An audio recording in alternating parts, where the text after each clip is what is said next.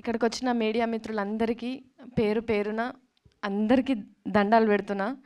ఎందుకంటే ఇక్కడ మేము కెమెరాల ముందు ఎంత పర్ఫామ్ చేసినా ఫ్రమ్ ద ఫస్ట్ డే మీరందరూ మమ్మల్ని జనాల దగ్గరికి తీసుకుపోయే దాంట్లో చాలా అంటే చాలా పెద్ద పాత్ర పోషించిండ్రు. అందుకు మీ అందరికీ నేను జీవితాంతం రుణపడి ఉంటా. అండ్ ఇప్పుడు సినిమా గురించి అంతా వీళ్ళందరూ చెప్తూనే ఉన్నారు. ఏదో నేను ఉడతభక్తి సాయం మాత్రమే చేసినా కానీ కష్టం ఈయనది, ఫలితం అందరిది. చాలా కష్టపడినాడు సినిమా చేసేటప్పుడు. అంటే ఒక్కొక్క రోజు ఒక్కొక్కటి తలుసుకున్నా కూడా అది చెప్పుకోవడానికి మాటలు రావు, కళ్ళకి వెళ్ళి నీళ్ళు గారుడు తప్ప. సో అంత మంచి కష్టం కూడా మాకు ఒక మెమొరీ లాగా ఉండిపోయింది. ముగ్గురితో స్టార్ట్ అయింది సినిమా. రాకేష్ గారు, అంజన్న, చరణ్ అన్న ముగ్గురితో స్టార్ట్ అయ్యి దాని తర్వాత వంశీశేఖర్ అన్న వాళ్ళ హ్యాండ్ పడంగానే చాలా అంటే చాలా లక్కీగా ఫీల్ అయినాం మేము. ఆ తర్వాత శ్రీనివాస్ గౌడ్ గారు ఈ ప్యాటర్న్లకు రాగానే అసలు ఇంకా మా ఆనందానికి మా కష్టానికి ఇట్లాంటి కష్టాలు ఇంకా ఎన్నైనా ఎదుర్కోవచ్చు అనే ఒక భరోసా వచ్చింది. అంటే ఒక మంచి జరిగేటప్పుడు ప్రకృతి దానంతట అదే అన్నీ క్రియేట్ చేసుకుంటుంది అన్నట్టు. ఈ సినిమా స్టార్ట్ చేసిన దగ్గర నుంచి చరణ్ అన్న అప్రోచ్ అయిన విధానం కావచ్చు, అంజీ అన్న దగ్గరకు వచ్చిన విధానం కావచ్చు, వంశీశేఖర్ అన్న వాళ్ళు వచ్చిన విధానం కావచ్చు, సినిమా రిలీజ్ డేట్ ఫిక్స్ చేసుకున్నాం రిలీజ్ అవుతుందో కాదో అని చెప్పి డైలమాలో ఉన్నప్పుడు శ్రీనివాస్ గౌడ్ గారు ఒక దేవుళ్ళలాగా వచ్చి మేము రిలీజ్ చేస్తాము అని చెప్పి హామీ ఇచ్చిన విధానం కావచ్చు, మాకు చాలా అంటే చాలా ఇంకా అంటే మేము ఫ్యూచర్లో ఇంకా సినిమాలు చేస్తాం కావచ్చు, ఇంకా కష్టపడతాం కావచ్చు. కానీ ఈ సినిమా ఇచ్చినంత మెమొరీ కానీ, ఈ సినిమా ఇచ్చినంత రిలేషన్స్ కానీ, అంటే ఇవన్నీ మేము జీవితాంతం కాపాడుకుంటే మాకు అదే పెద్ద కోట్ల ఆస్తి అనుకుంటా. నేను ఈయన లైఫ్లోకి వచ్చేటప్పుడు సింగిల్ని, అంటే నాకు నిజంగా కూడా ఒక సర్కిల్ మెయింటైన్ చేయడం నాకు రాదు. నేను సింగిల్గానే ట్రావెల్ అయినా, సింగిల్గానే నా కెరియర్ నేను స్టార్ట్ చేసిన. ఈయన లైఫ్లోకి వచ్చిన తర్వాత ఈయన ఏదైతే క్రియేట్ చేసుకున్నాడో ఒక ఆ ఆరా లైఫ్ లాంగ్ నేను ఈయనకు తోడుండి కాపాడుకుంటే అదే నాకు బిగ్ అచీవ్మెంట్ అనుకుంటా నేను. అందుకే ఈయనతో చాలాసార్లు చెప్తాను, నాకు ఇది సంపాదించుకోవాలి, అది చేసుకోవాలి, నేను ఇట్లా బతకాలనేది నాకేం లేదండి. మీరు సంపాదించుకున్న వాటిని నేను కాపాడుకుంటే నా జన్మ ధన్యం అది అని చెప్పి.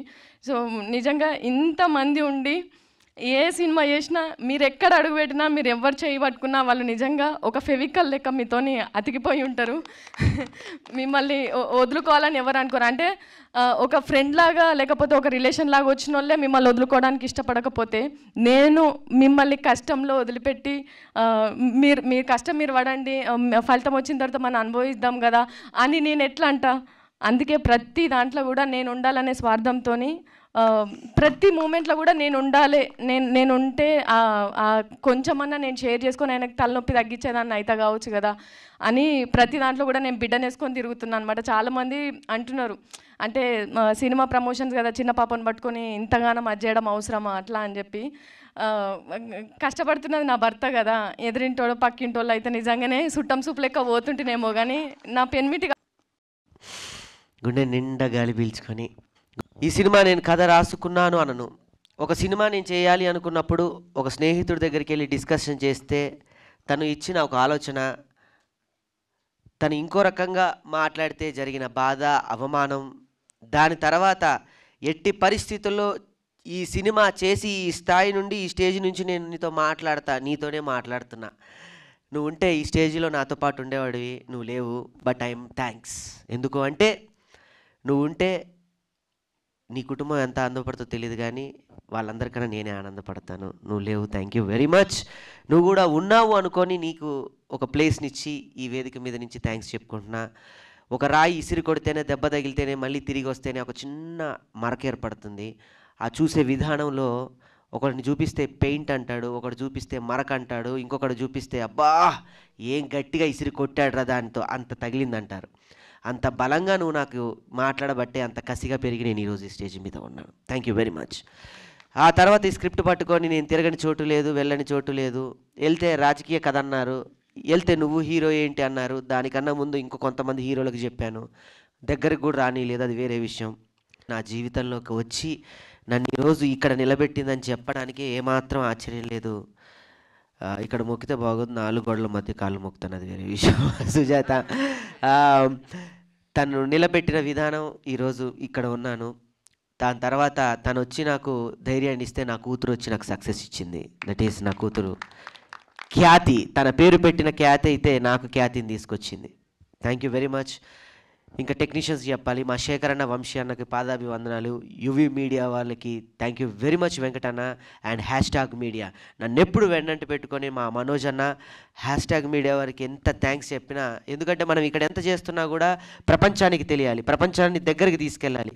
సో మనోజ్ అన్న, హ్యాష్ట్యాగ్ మీడియా మనోజ్ అన్నకి అండ్ యువి మీడియా వెంకటన్నకి థ్యాంక్ యూ వెరీ మచ్. నాకు ఇంత చక్కటి డిజైన్స్ ఇచ్చినటువంటి సుధీర్ అన్న, నేను పడుకొని ఇవ్వకుండా ఎన్నోసార్లు ఇబ్బంది పెట్టా. సుధీర్ అన్న థ్యాంక్ యూ వెరీ మచ్. ఇంత అద్భుతంగా మమ్మల్ని పోర్ట్రేట్ చేసావు, ఇంత గొప్పగా నాకు కల్ట్ ఇచ్చావు, నాకు ఏ మట్టి కల్ట్ కావాలో అది ఇచ్చావు. Thank you very much.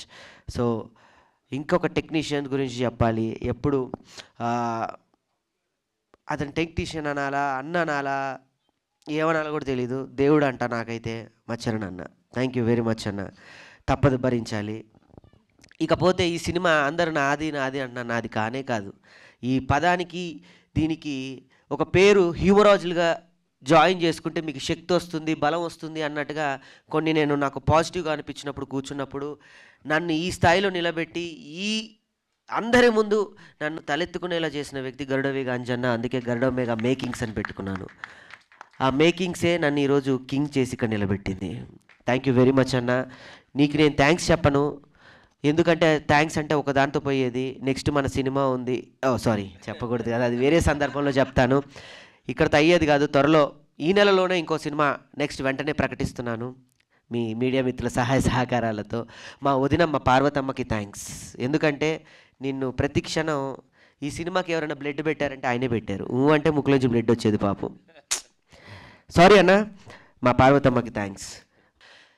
ఒక సినిమాతో ప్రయాణం స్టార్ట్ చేస్తే ఇది సక్సెస్ మీట్ కాదు, ఈ సినిమాకి నాకు ఒక బంధం దూరం అవుతుంది అని ఒక చిన్న బాధ. ఒక బిడ్డని పెంచి పోషించి ఇది బయటికి వెళ్తుంది రేపు ఆహా ద్వారా ప్రపంచవ్యాప్తంగా. దీంతో నేను 2 సంవత్సరాలు జర్నీ చేశాను ఈ సినిమాతో. పడుకున్న ఈ సినిమానే, లేస్తే ఈ సినిమానే, మంచినీళ్ళు తాగినా, తిన్నా, పడుకున్నా ఈ సినిమా తప్ప నాకు ఇంకేమీ లేదు. ఈ సినిమా కోసమే నేను బయటకు వచ్చాను. ఒక అద్భుతమైన కోడిలాగా నన్ను పిల్లలు ఎలా పోషిస్తారో అలా మా జబర్దస్త్ మమ్మల్ని పోషిస్తూ ఉంటుంది. దాని నుంచి వచ్చాం, ఒక వలయం నుంచి. ఏమైపోతామో తెలీదు. రేపటితో ఈ సినిమా, నా పెన్ను పేపరు సో ఆహాతో రేపు ఒక ప్రమోషన్ సాంగ్తో మళ్ళీ మేము ఈ జర్నీ స్టార్ట్ చేస్తాం. అంత అద్భుతమైన పాట ఇచ్చాడు నాకు చరణంజన్ అన్న. Thank you very much. రేపు ఆహాతో మళ్ళీ స్టార్ట్ చేస్తాను ప్రచారం. ఈ సినిమా ఇంకా అయిపోలేదు. ఈ సినిమాకి ఆ రోజు చెప్పాను ప్రెస్ మీట్లో, అవార్డు తీసుకొచ్చేదాకా పడుకోనని. ఈ సినిమాకి అవార్డు వస్తుంది, గొప్ప పండగ చేసుకుంటాం. Thank you very much.